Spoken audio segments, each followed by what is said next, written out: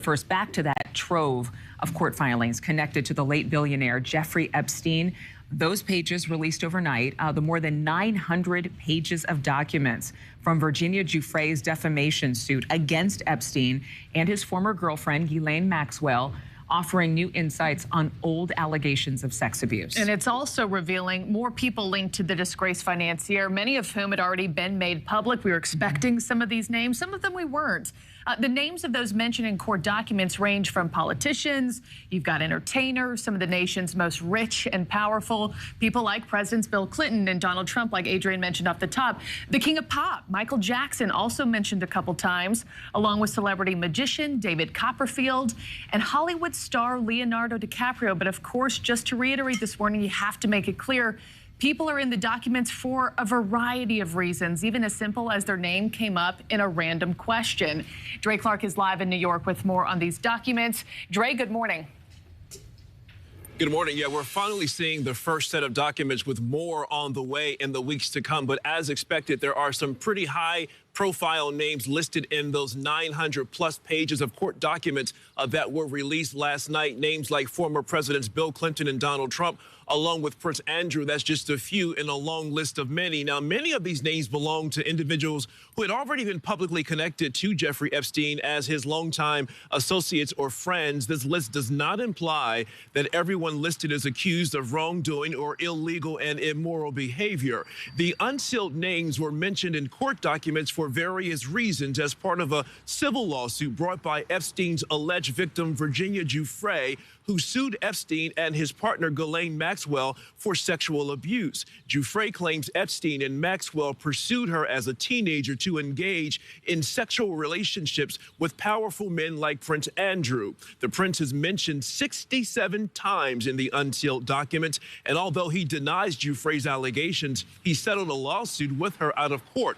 Former President Bill Clinton is mentioned at least 50 times in the filings, but nowhere does it say he did anything wrong or illegal. Mr. Clinton has acknowledged he used Epstein's private jet for trips overseas, but denies he's ever been to Epstein's private island in the Caribbean or had any contact with young girls. One document says in a deposition taken under oath in 2016, one of Epstein's victims said Epstein once told her that, quote, Clinton likes them young, referring to girls. Former president was never criminally investigated as part of his friendship with Jeffrey Epstein, so at this point, it's hearsay at best. Former President Donald Trump also listed a few times, but there is no reference of any illicit behavior.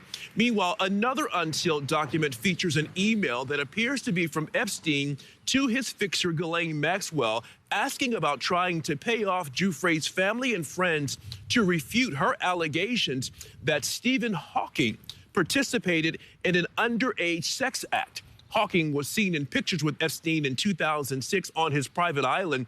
Also, famous attorney Alan Dershowitz, who helped the disgraced financier get a sweetheart plea deal, is named 137 times. Dershowitz pushed hard for all of the court documents to be released to clear his name. Giuffre claimed Dershowitz was one of the men who sexually abused her and that he was an eyewitness to the sexual abuse of many other minors by Epstein. Claims he strongly denied and sued Giuffre for. She later acknowledged she may have made a mistake in identifying him as one of her abusers. Now, Jeffrey Epstein pleaded guilty to sex acts against children in 2008 and again was given a sweetheart deal of only 13 months in custody. He died in 2019 by suicide while awaiting trial on sex trafficking charges. Ghislaine Maxwell was sentenced to 20 years in prison in 2021 for her crimes involving young girls in sex acts. And again, this doesn't really end here. There are many more documents that we are expecting to see in the days and weeks to come, and that includes more names. Marquis? Yeah, the start of the list has officially been unsealed. Dray Clark, thanks so much. For more on this, let's talk further with civil and human rights attorney Gerard Filitti, senior counsel at the Lawfare Project. Gerard, thanks for being with us this morning. This list has now been out for about 12 hours. More than 900 pages have been released containing some pretty big names. A lot to unpack here, but just first, your top line thoughts and biggest takeaways after poring over these documents yourself. The top line thoughts are the documents are really underwhelming. The names are largely what we expected them to be. The allegations are what we've seen in the media before. There is nothing really new here. What's interesting is the context in which these names come up, which largely involves depositions being taken or people identified as employees, persons with knowledge, persons who have been accused of involving with Epstein but not charged with anything. Ultimately, this is a very interesting release. We expect a lot more documents in the coming days, but what we've seen so far is underwhelming in terms of names and allegations. Yeah, and I know that, Gerard, you flagged one of those filings for us that Dray just mentioned in his reporting. I wanted to bring that up. This email from 2015 where Jeffrey Epstein tells Ghislaine Maxwell, quote, "You can issue a reward to any of Virginia's friends," where he also noted a lurid allegation against Stephen Hawking that we just mentioned in our reporting. Why was this part in particular so significant in your eyes?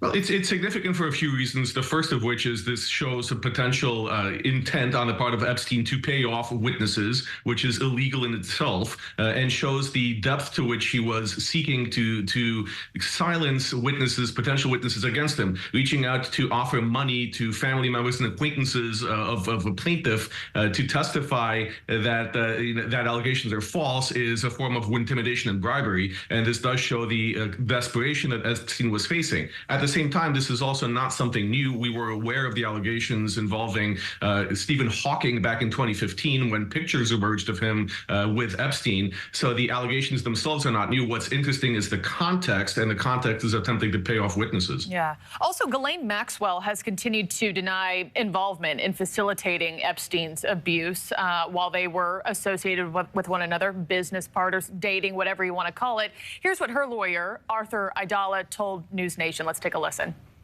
She knows that she really didn't get a fair shake. It does seem a little hypocritical, doesn't it, that this is a case about women being used in the worst way possible, and the only human being in prison paying the price is a woman. Maxwell is now appealing, as you know, her 20-year prison sentence. What's your reaction to that, Gerard?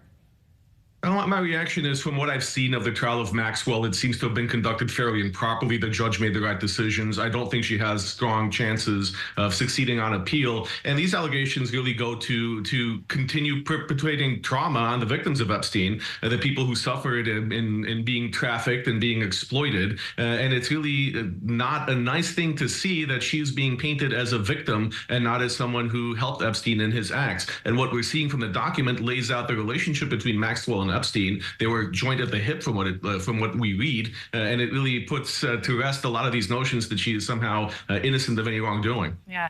We also know, we learned early yesterday morning, that a couple of these Jane Does have filed appeals requesting to the judge that they be kept confidential. The judge granted that until at least January 22nd. And to your point, over the next days and weeks, we'll start to get, even more documents, a slow drip, if you will. What are you expecting to come next?